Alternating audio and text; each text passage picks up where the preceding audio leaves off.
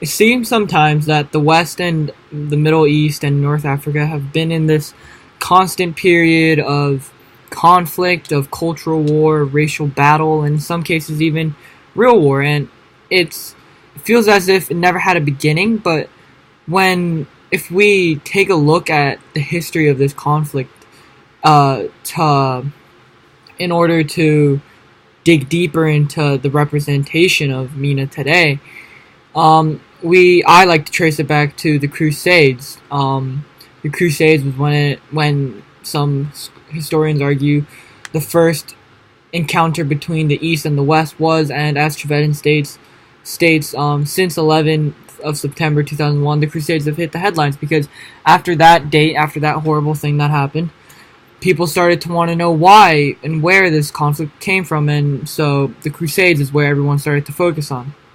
And so the Crusades is often where one traces this conflict back to, and where often one finds insight to why the situation is what it is today, and who started all before the East touched the West. And I'll just talk a little bit more about what Trevethan talks about. Trevethan talks about how it wasn't just Pope Urban saying this one thing. It was having the big call for the Crusades. It was all of these wars beforehand and all of these conflicts that the Pope was having, and also the Pope's inner like political urges and his wants for political power, and how that was truly where the Crusades started. And so, if we take a look at that, the history of the West and the MENA, it starts off very complicated, and as it grows, it gets even more complicated.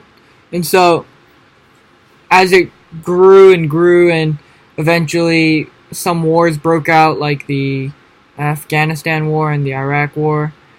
But today, some of these things have died down as ISIS is coming to an end, hopefully, and a lot of people just think that it's dying down, but at the same time, we can still see all this conflict in our own media. The media has grown, from what I've seen, to a giant weapon that can influence millions of people at a time and brainwash billions of people, and the representation of MENA is a great example of that. Media has grown from a neglectable source of entertainment to a global power weapon and something that directs the current perspectives of millions around the world. And unfortunately, it has guided our perspective of MENA to be these people in the Middle East that are savages, that are horrible human beings. And so if you go on my slide and looked on the third slide, there's this photo from a movie where these American soldiers are standing atop on a higher wall, and there are a bunch of Middle Easterns in this pit, and they're just being shot at like fish in a barrel. And it's something like that where there isn't blatant racism. No one in that movie is saying, oh, Middle Easterners are savages or anything like that, but it is the connotation that we can just fire at them. They're like these animals in a pen, these animals in a pit that are just like, that we just like abuse. That's where this representation is coming from. It's very subtle. And that makes it even more lethal because people don't even realize it's happening. So as we move on, we look at what's happening today.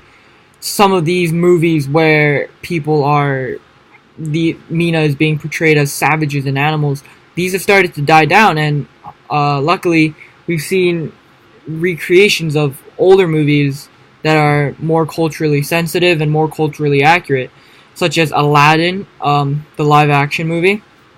And so this provides another battle today, because there's this it shows how hard it is to do what Aladdin, the live action movie, is trying to do, because by making this movie they're trying to clear the bad name that the previous Aladdin had, which was dripping with Orientalism and racism. But they're trying to clear this up and then have a more culturally accurate and a better movie culturally. And so Aladdin says, the directors of Aladdin have said they're trying to use the accurate Middle Eastern culture as a way to enhance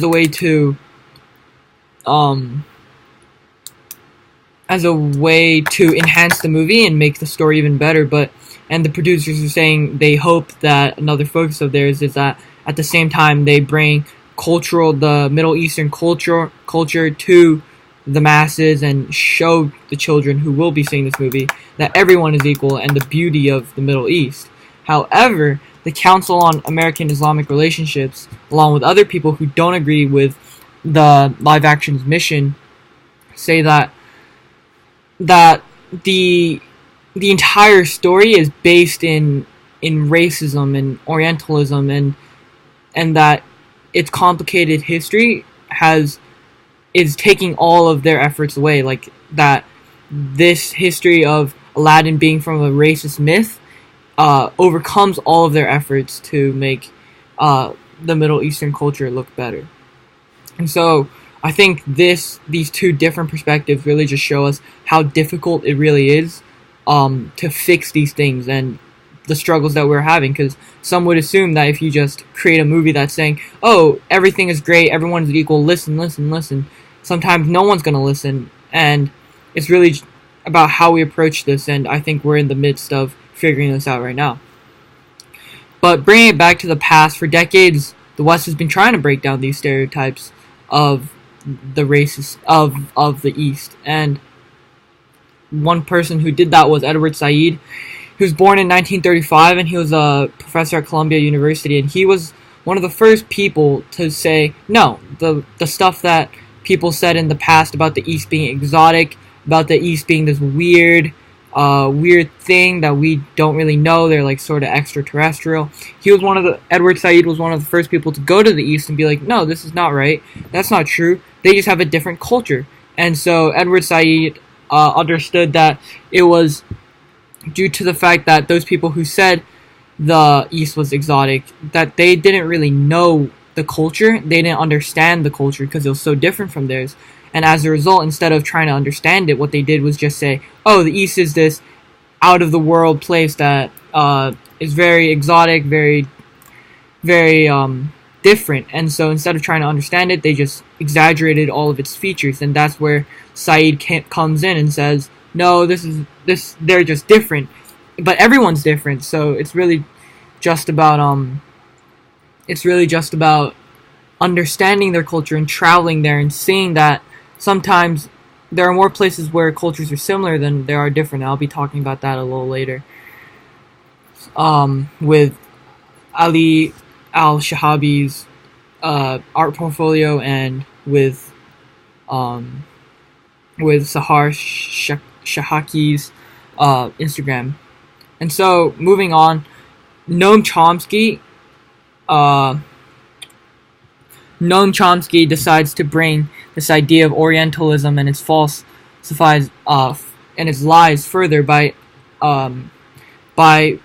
investigating why people and why these misinterpretations and these lies spread so quickly to the point where almost all of America believes it. And so he says, this is a quote from him, "The media serves the interests of state and corporate power, which are closely interlinked, framing their reporting and analysis in a manner supportive of established privilege and limiting debate and discussion accordingly." So Chomsky understands that the reason that these lies grow in like wildfire is because they all sort of grow on each other. They're all sort of just reflections of each other. So when the government says something, when the government has a problem with maybe the Middle East, the media all reflect off of that, and then all of a sudden, just like that, all of America is watching this media that the Middle East is all just about refugees, the Middle East is all just about war, the Middle East is all just sand and nothing else. And so just like that, with that, like, then all of a sudden all of America believes in this like false thing. And so yeah, and it's not even blatantly like racist, it's just like the images, like I explained on the, like from the clip of Planet of the Arabs, that's where it's coming from. So if we move on a smaller scale of, I think I want to trace it back to like where this is all coming from. Like sometimes we forget that all this is just coming from people. This is all just people talking and believing. And so there's a tweet that I found that says, "I was at the gym praying in the yoga room, and three ladies started falling with my emotions. That's my story on how I accidentally led a yoga class." And that really just showed me like the smaller scale of all of this. That it's those three ladies, and that their misinterpretation, and it's not their fault. They just grew up on some lies, but it is those three ladies that are culturally insensitive. That's where the problem is coming from. That's where all of this misinterpretation and all of these unconscious biases come from. And so how do we fix it? Obviously, we can travel there. That's one of the best ways, just to dive deep into the culture. But another way is like Sahar Shaiki's Instagram and Ali Shahabi's art portfolio. That's like the second best thing, where you just dive deep into a media source that's not hurting them, but actually supporting the true culture. Ali Shahabi likes to juxtapose the stereotypes of the Muslim world by like having these people who wear hijabs, something closely associated with like the Middle East, and they're just doing the same thing that we do every day, which is shopping, going for groceries. That's really what it's about. And so Sahar Shaki's Instagram doesn't have exactly the same mission, but she achieves the same thing by also being a beauty blogger, like hundreds of other beauty bloggers in the West, and she's doing the same thing. She's showing the makeup, and those parallels just show the viewers that we're really not that different. The big picture is that we don't want to grow up in a society that isn't equal, and we want to grow up in a society where everyone looks at each other and there's no judgment. And media is currently one of the biggest faults for us seeing someone and being judgmental. And so the media and traveling is one of the only things that can stop it. Yeah, so in my 500 words, I touched on some of the deeper things, like how children are the ones that are in true danger. Like Aladdin, the former Aladdin, like the cartoon, that one was nominated for multiple cinematic awards, and it was such a huge movie during the time. And looking back now, there are so many subtleties that pump these unconscious biases into these children, and as a result, what happens is that these children grow up and they might not think they're racist, and they might not be racist, but at the same time, there are these unconscious biases that are affecting their everyday lives and how they think about things.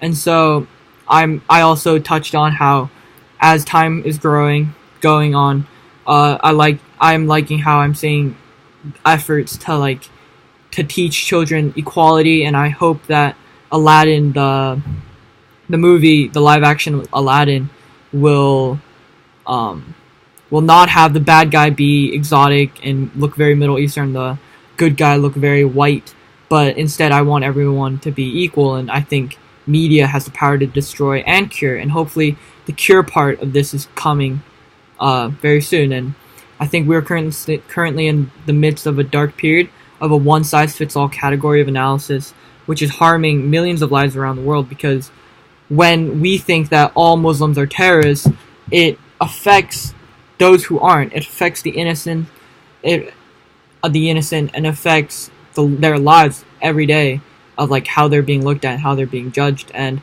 I think it is with media that this can all be solved.